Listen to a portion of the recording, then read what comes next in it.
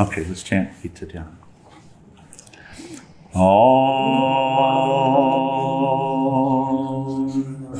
O Bhagavad Gita, by which Arjuna was illumined by Lord Krishna himself, and which was composed of 18 chapters within the Mahabharata by the ancient sage Vyasa. O Divine Mother, destroyer of rebirth, who showers the nectar of oneness upon us, O Bhagavad Gita, my affectionate mother, on thee I meditate. All the Upanishads are the cows, and the milker is the cowherd boy, Krishna. Arjuna is the calf, and people of purified intellect are the drinkers. The milk is the supreme nectar of the Gita. My salutations to the Lord, who is the source of supreme bliss, whose grace makes the mute eloquent and the crippled cross mountains.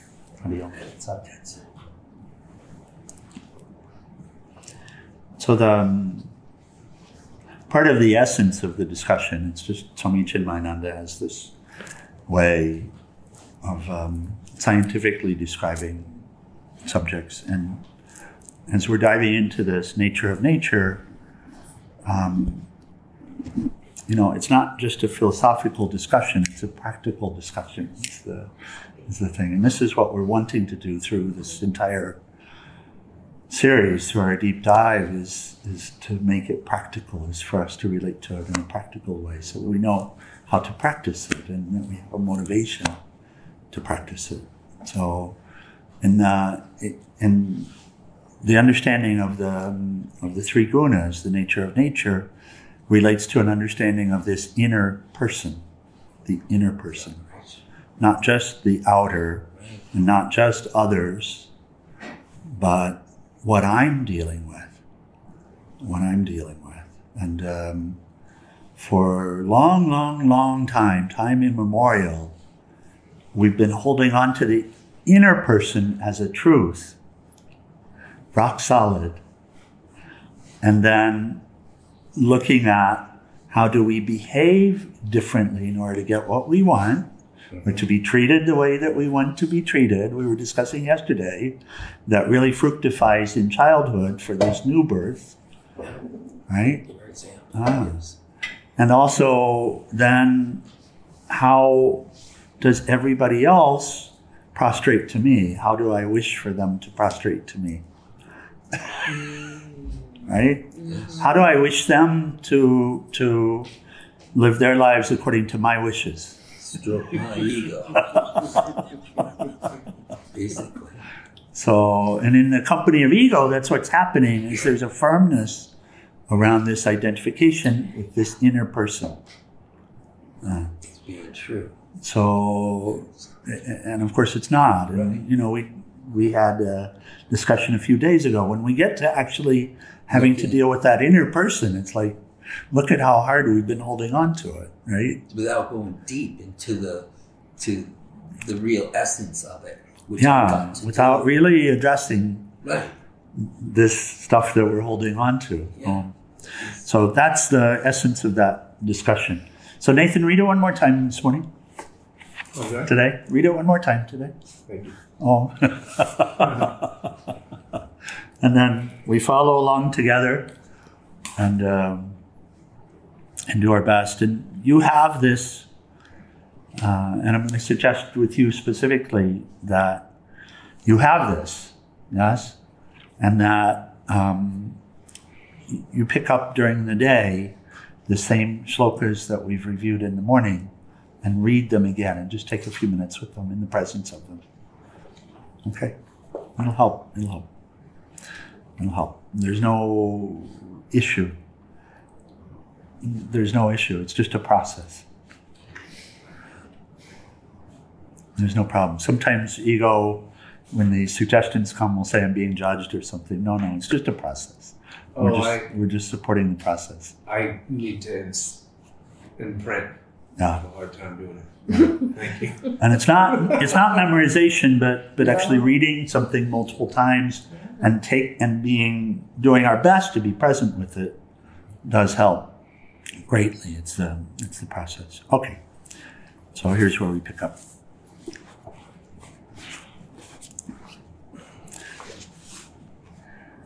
Krishna begins by saying, this is number 1, I will tell you more about the supreme wisdom, jnana, by which the great sages and saints went from this world to a state of perfection. Yeah.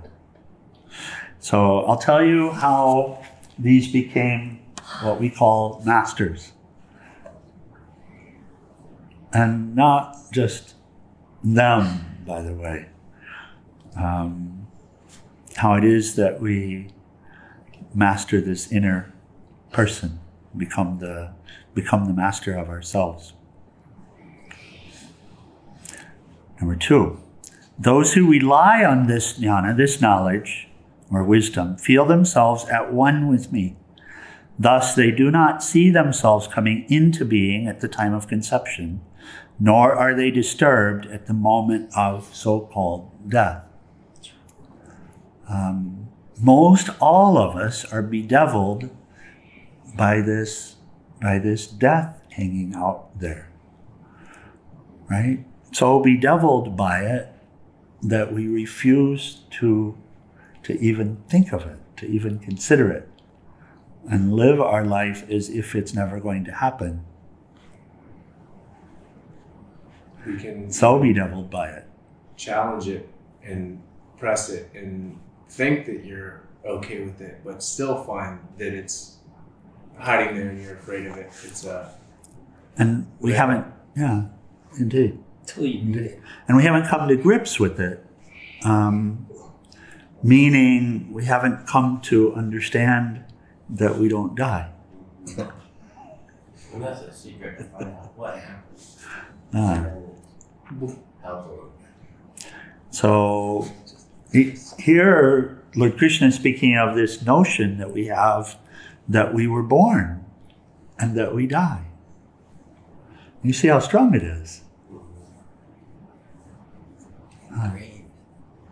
So, but it's not so. It's not true. You've never been born, you never die. I don't remember being born. But yeah, and it's not even that. The relationship with it, and it's a part of an implanted program, you could say like that, this Maya. But the feeling that you were born. Who was born? What was born? Just the body. The body, which isn't even born. Yeah, that's true. It's the funniest subject when we get around to it, when we look at it. Because the body is what it's always been. Is it so, Ashira? Oh, the essence, yeah. The elements are Elements. the elements are the same as they've always been. The life force is the same as it's always been. The intelligence is the same as it's always been. The cells are the same as they've always been. And Liver has ever been. Heart has ever been. Blood has ever been. We used to call reduce it to the ridiculous, but now it's reduce it to the mysterious. Oh, Right on. oh. Well, and what ends up being ridiculous is the idea of being born and dying. Oh, yeah. yeah. So, so body is never born and never dies. true. Right, just appears. And this is what we're exploring, by the way, in this nature of nature. This is what we're exploring too. Is what is this body then? What is this body composed of? And that's the exploration. That frees you too. When I try to remind myself that when I'm doing that workout there. Yeah. There you go. Well, and we do that, and to the extent that we can devote, and to the extent we can get the mind chanting mantra, and like this, all of these help. Yes, all of those are the practices. Those are the practices. The practices go into the 4 paths. So, bhakti, devotion, try to bring the heart to the highest, right? And then jnana yoga, bring this into life from a practical level. I'm not this body. I'm not these senses. I'm not these emotions. I'm not these desires. you're not right. They're not mine. Raja Yoga is the chanting of mantra, we can say, but also practice of meditation, asanas, etc. So, and then Karma Yoga. See how high you can serve when your hands are at work. Karma Yoga and Bhakti Yoga would be a good example of. Yeah. Synergy. So, no birth, no death. You could say the universe was born, and the moment the universe was born, this body was born. You could say something like that. Oh, Yeah. Yeah. Because as soon as the universe took birth, Everything was there. then everything was there already, Oh. which science does clearly understand. Yeah. Yeah. Yeah. And so even if you saw it to be random, then the elements in this body, they just in a random way can come into this particular conglomeration, but everything pre-existed Yes. anyway. Everything. So you see, again, what we deal with, that Lord Krishna is speaking of here, is a notion, a belief, an idea, mental construct It's not real. that we're born and that we die, but it's not real. And if you accept that you're spirit, then you have to see. If you see, then you have to see that I'm eternal. Because if I'm spirit, I'm unalloyed. I'm not represented by the stuff here. I'm not affected by the stuff here, right? Yeah. Uma Devi, you have so much evidence of this because you speak with these spirit characters all the time. They're throughout your life, yes? Yeah. So even there, somebody might talk about dying, but you recognize that it doesn't exist. Yeah. Oh. How about let's say we know this, but then we have interludes of, like the other day with you, gut reaction. Yeah. So that's Why is that? that's habitual, subconscious mind, Where some don't come. Which is astral. Some does. which is astral. Huh? Yeah. Habitual habits. This is what we were talking about. When you get to the inner person, Right. the desires, the ways that you want to be seen, the aversions, the things that you wish to avoid. These are the inner person. And the inner person has been living a life for countless eons about pretending, To be this or that. yeah, in order to satisfy the desires or the aversions, whatever they are. And the desires or aversions, they might change, but still the way of being hasn't fundamentally changed, not until you deal with it. And then, through grace, you get to see these arisings and say, oh my God, I've been holding on to this since childhood Or previous. or previous. Yeah. Okay. But those who rely on this knowledge, this wisdom, and this is the wisdom that's being shared in field and the knower, as well as the nature of nature, the yoga of the three gunas. If you rely on this knowledge, then you feel one with spirit. You come to feel one with spirit. It's not like you walk around thinking it all the time, although thinking it helps. But you actually feel it. The feeling of association with this body shifts and changes. It's not me any longer. It's my vehicle. Yeah. It's how I engage. It's how I do things here. Accomplish. Uh, The good. which means, of course, all of the fears and all of this fall away, and the angers fall away, and one is free to love all. And it Lord can. Krishna speaks of this often. One is free to love all. Huh. So those who rely on this jnana feel themselves at one with me. Thus they do not see themselves coming into being at the time of conception, nor are they disturbed at the moment of death. I mean, that it becomes a shadow at some point, and then there's just not even a consideration of it. Peace Pilgram is a great embodiment of that. He continues. And Swamiji says, it sounds a little mysterious, neither born nor dying. But to us, maybe it's not sounding so mysterious anymore.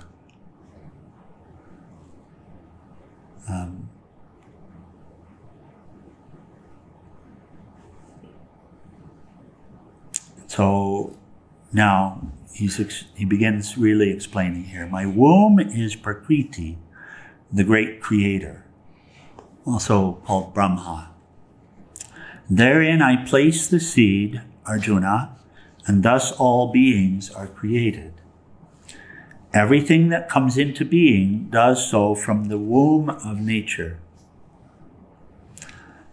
We remember perhaps the shloka from the last chapter where he said, see that everything that comes into being is from the relationship between spirit and nature, or between Purusha and Prakriti, yes? See that everything coming into being is born of this relationship between absolute spirit and the nature. And here he's saying the same, but he's beginning to talk more about the nature of nature itself. Yeah. He said, see that it's the relationship between spirit and nature, but now he's exploring the nature of nature. Yes? So we can see. So we can see it. So we can see it clearly. Mm-hmm. So we can come to see clearly. I chuckle sometimes. I visualize Jesus, because Jesus would have had exactly these conversations with his disciples.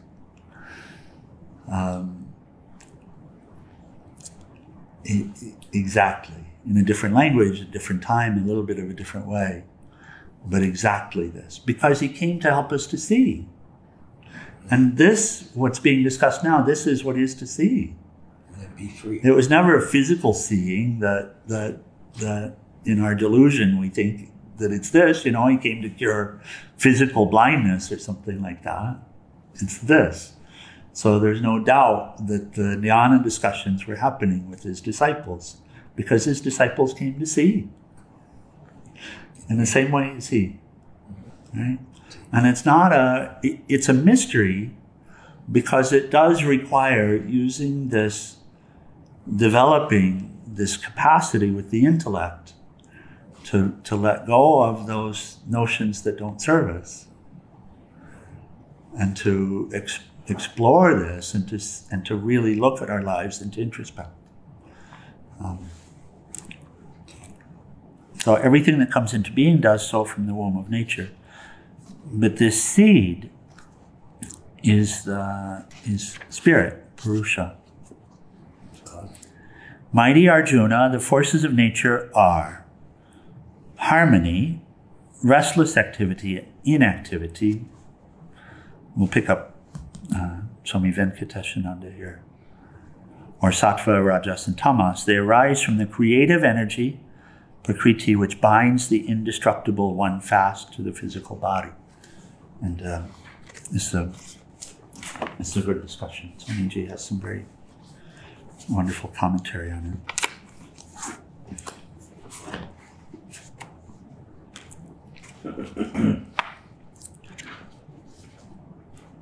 So a little different translation. Sattva, rajas, and tamas.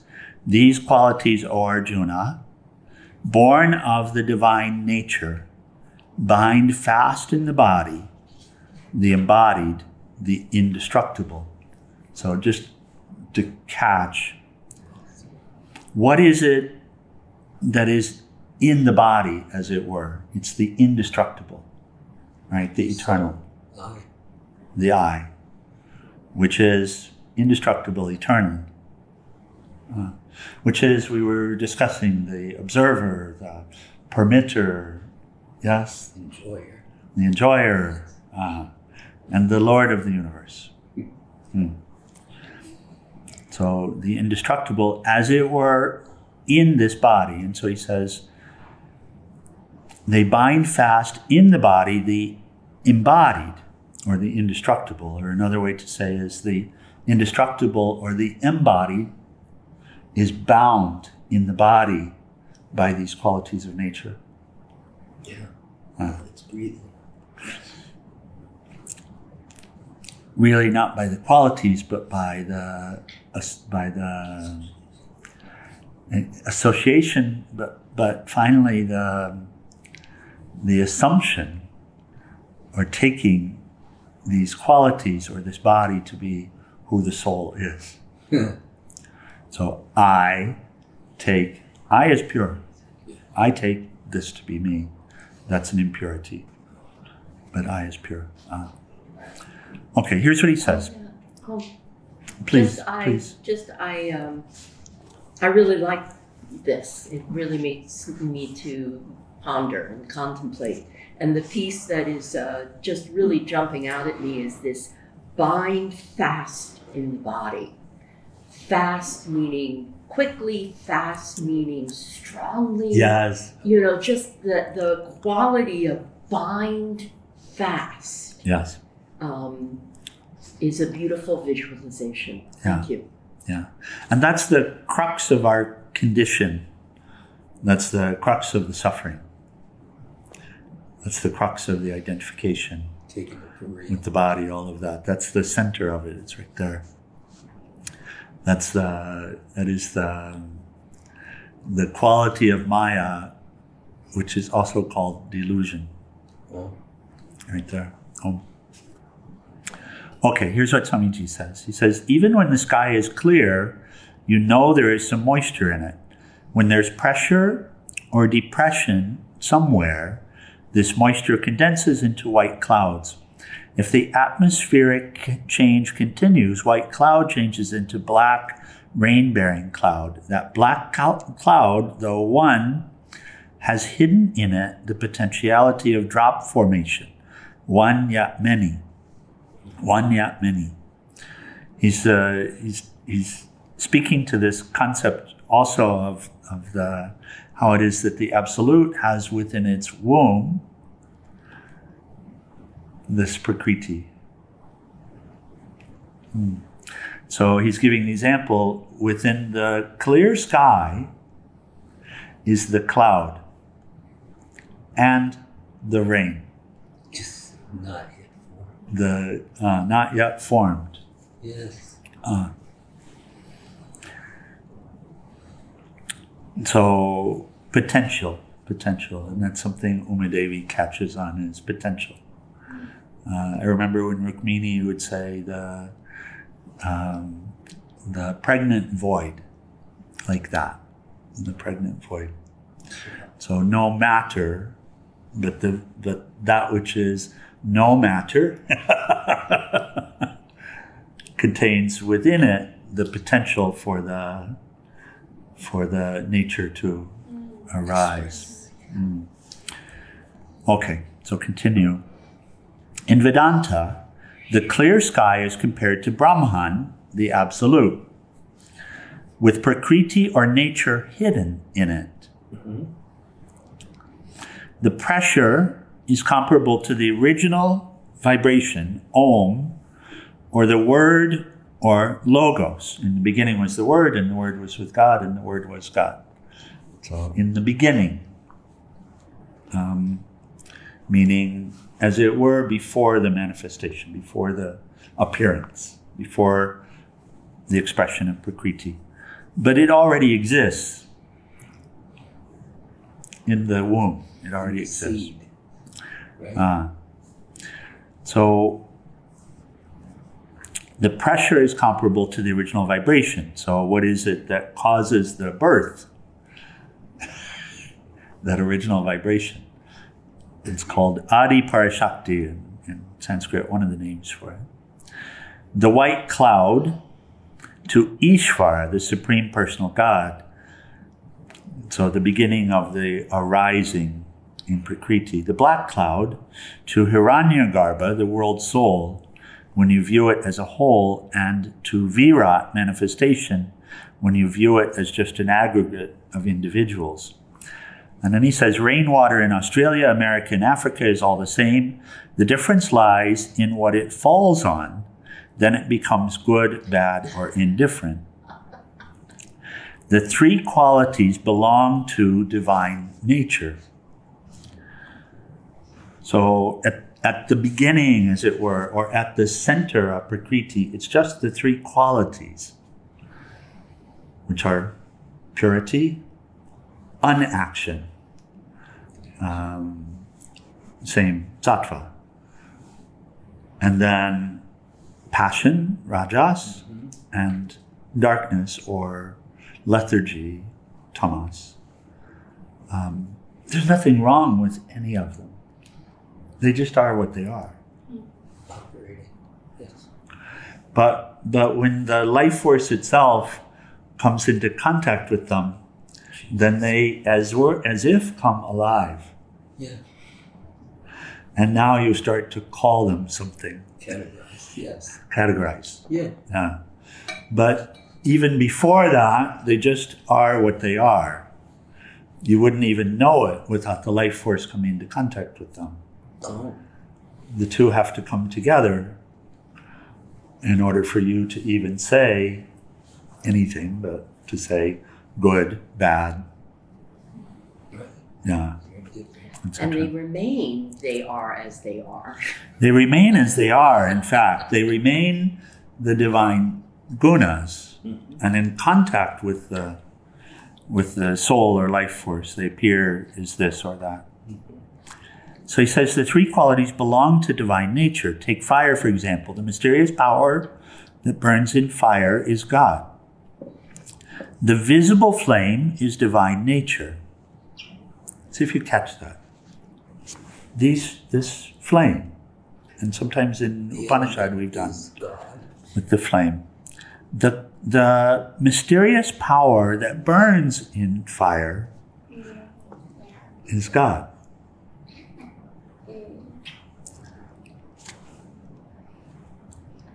Flame is everywhere. So you see it, and there's heat, but flame is also a power. Because it exists everywhere, it's a power or a factor. Yeah.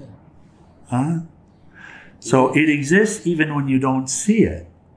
There's potential. Isn't that the same like for everything? Yeah, it is. Oh, okay. We can see that, so now I can make connection because I'm simple. But we use these allegories in order to help to get it more clearly, to have more clarity about it. I like that one in the wind and the sail, one that you used. So it exists already, but it's made manifest. It's made manifest. So the mysterious power, and it is mysterious. Who can explain fire? You can say, when I light a match to it, then it burns. Okay, that's fine. But that's not an explanation of fire. No. It's too The fuel- elemental. The fuel gets heated high enough to where a gas is released, and then the gas itself combusts, called pyrolysis. Still not an explanation of fire. Right. Yeah. Material. That's a material. Oh, aspect. that's an exploration Yeah. of it. But, so the visible flame is divine nature. The flame has inherent in it three qualities: light, heat, and smoke. And these are comparable to sattva, rajas, and tamas, respectively. And again, a helpful way of relating to what's being shared. Similarly, the entire universe is composed of three strands of existence. One is the light. In every atom, there's something luminous. Just the rope. That's right. And it is because of this inner light that we exist and are able to recognize one another. Then there is something in every atom which is dynamic, yes, which vibrates. And in addition, every atom has something which the scientists call inertia. This eventually makes up the mass of material, physical, and bodies. The individual soul is pure. It is actually not different from God. However, it is caught in these three qualities of divine nature. And he says, why?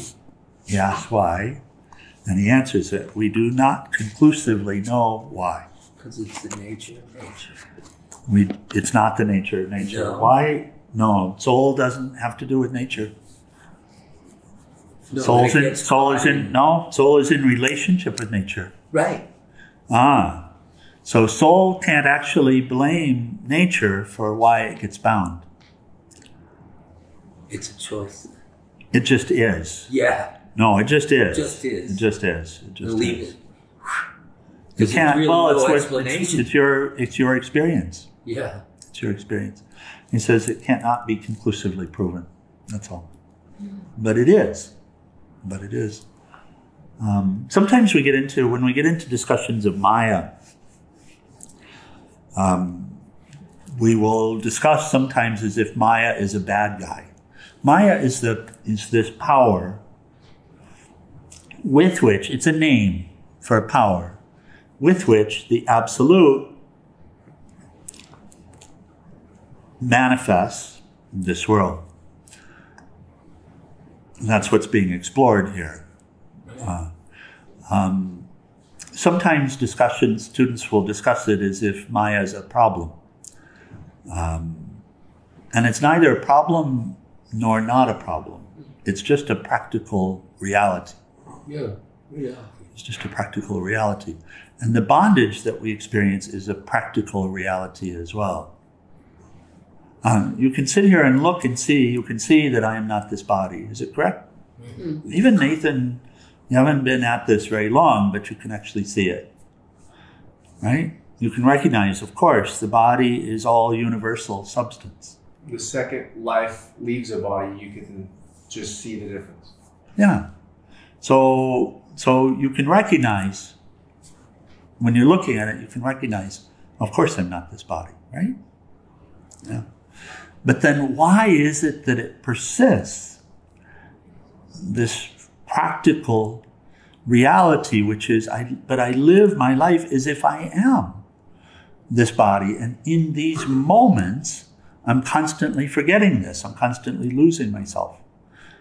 So you can ask, why is it? And the answer will be, somebody can say Maya. Well, then this Maya is terrible. No, it just is what it is. Right. It just is what it is. And if you know about it, if you come to know about it, then you can take off your shackles. It's a process. It will take time, no doubt. But you can take them off nonetheless. We need something simple to understand so we feel comfortable, perhaps, so we don't... You see, there's no answer to it. There's no answer to it. There are all sorts of stories. And it doesn't make any difference. All that makes a difference is, oh my God, I have been suffering all this time because I take myself to be this body. And I seem to be this body, but I'm not. And so now you have a choice. Will I continue this quest? Will I become firm in this knowing? Will I live my life as the eternal? Or will I continue to live my life suffering every other moment, being bound to this? And that's a choice. I think it increases the difficulty in understanding because it feels like we're fused with every molecule of this It does. body. If there was just like a little glow right here, it might be a lot easier and we didn't feel anything. Yeah, so it is intentionally hard. Yes. It is intentionally hard. And you know, you're going to blame the one whose intention it is. It's intentionally hard. Even look at this for a second. Just take a moment and look at the body. Just relate to your body from the inside. Relate to your body. And see if you can see where you are within this body. So don't give an answer quickly. I'll ask some questions, but see if you can see where you seem to be in this body. So if we draw a line across at the waist, are you below the line or above the line? Above the line. Yeah, so you might as well just cut off the legs. Understand it. You see? Above, now, okay, so now we're torso and up. So draw a line across at the heart. The heart can be in the bottom portion of it, and brain, upper. See if you can see where you are between these two. Are you below the line or above the line? Yeah, see? Some will be below the line and some will be above it if you draw it above the heart. Ah! But you can go even further. Sorry? You can go even further. Because you can be out of the body too. In certain circumstances. And then, can you see where you are specifically?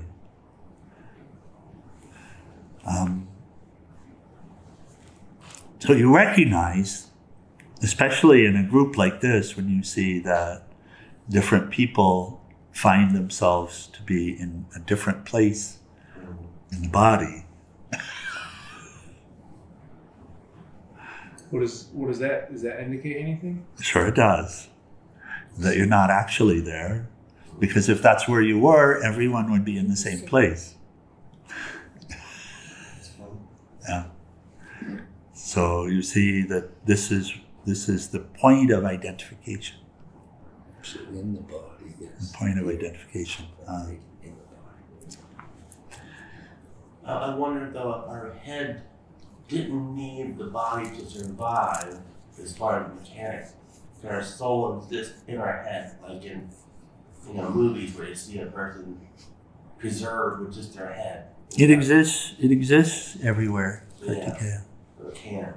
It exists everywhere. We engage in practices like this, for example, in order to see that it's just an identification, it's just an idea. It's just hogwash. It is not real. It's not real. And also we've seen people with no limbs. We've even seen people with accidents where half of their head is gone, yet they're still taking themselves to be the body. Yeah. That's it. It continues in the astral realm, supposedly, if things didn't go the way that we planned, huh? It's also look in the dream. Look in your dream. You have an entirely different body, a dream body. It's manufactured completely out of mind stuff. And it's the same thing. You take yourself to be that body when you're in the dream state. So it's also a principle that you're dealing with. And developing right knowledge helps you to be free of that principle. It's also a principle. The principle is called Maya. It's almost an ingrained sense of duality. It's a sense. Right. It's a sense. It's a sense. But it's not in the soul. No. It's in Prakriti. It's in Maya. Yeah. And to that extent, you can say that Tamas and Rajas are its handmaidens. Tamas and Rajas are its handmaidens. So this sense that I am this body, Tamas will propel it, will encourage it, Tamas acts along with this sense in the darkness to appear as lack of interest in knowledge or running away from or like I have a miserable body. And Rajas is the monkey mind. Yes. Which will I gotta do this, I gotta do that. Yeah. So both of these are in accompaniment with this sense. And that's what's binding us. Yes. Oh. Okay, we continue in the morning. Let's close. Shivdas, you can lead the arati this morning. And we'll have short final prayer and arati. Page 174 for anyone joining. Om Trayambakam Yajamahe Sugandim Pushtivardhanam Orvai Rukameva Bandhanan Mritor Mokshiyamam Mritat Om Trayambakam Yajamahe Sugandim Pushtivardhanam Orvai Rukameva Bandhanan Mritor Mokshiyamam Mritat Om Trayambakam Yajamahe Sugandim Pushtivardhanam Orvai Rukameva Bandhanan Mritor Mokshiyamam Mritat Om Shanti Shanti Shanti. O adorable Lord of mercy and love, let us abide in thee forever and ever. And below Satguru Chittananda Maharaj Ki Jai. and for all the saints and sages of all the traditions. Jai. Okay, let's rise for arati.